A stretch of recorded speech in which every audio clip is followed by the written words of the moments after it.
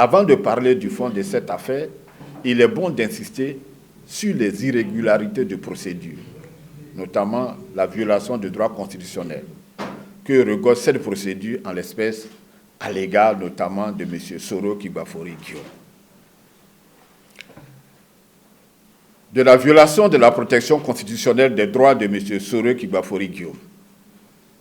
D'abord, en tenant compte de sa qualité de Premier ministre, les faits dont il est question remonteraient aux années 2007 et 2008, soit 12 ans en arrière, au moment où M. Laurent Gbagbo était président de la République de Côte d'Ivoire et M. Soro Kibafori Guillaume, Premier ministre.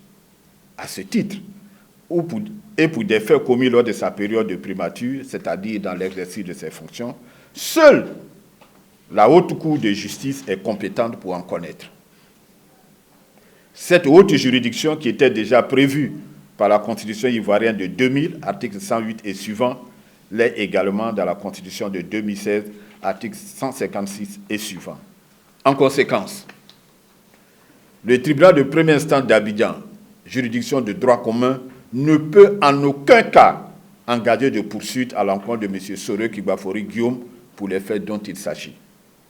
Il en résulte que le doyen des juges d'instruction près le tribunal de première instance d'Abidjan est totalement et subséquemment incompétent pour ouvrir la procédure d'information. Dès lors, tous les actes accomplis dans le cadre de la dite procédure d'instruction sont non seulement illégaux, mais nuls et de nul effet.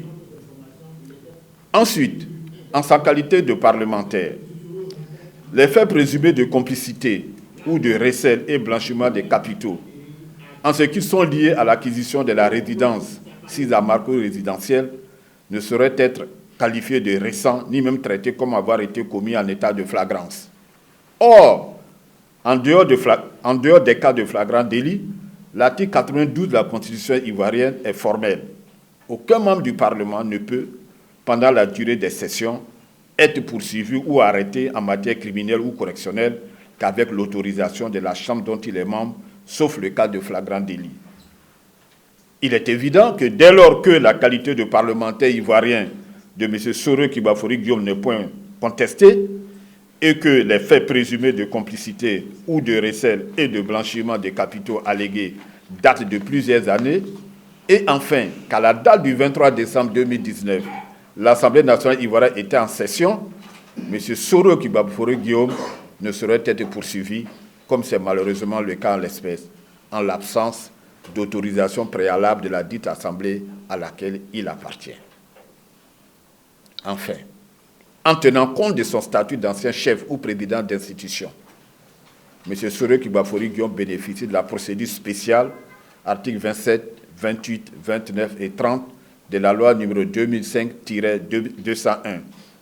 Il suit de tout ce qui précède que les poursuites engagées en l'espèce par le procureur de la République et l'information suivie par le doyen des juges d'instruction, en l'absence de toute autorisation de l'Assemblée nationale, la Chambre à laquelle appartient M. Soro Kibafori Guillaume, sont faites en totale et flagrante violation des droits constitutionnels de celui-ci, du fait notamment de sa double qualité de Premier ministre au moment des faits allégués et de parlementaire au moment des poursuites. Et enfin, de son statut d'ancien chef ou président d'institution. Les faits allégués, s'ils pouvaient constituer des infractions, celles-ci sont manifestement prescrites. Il s'agit en effet, au regard du droit, des délits qui se prescrivent par 3 ans, conformément à l'article 12 du Code de procédure pénale.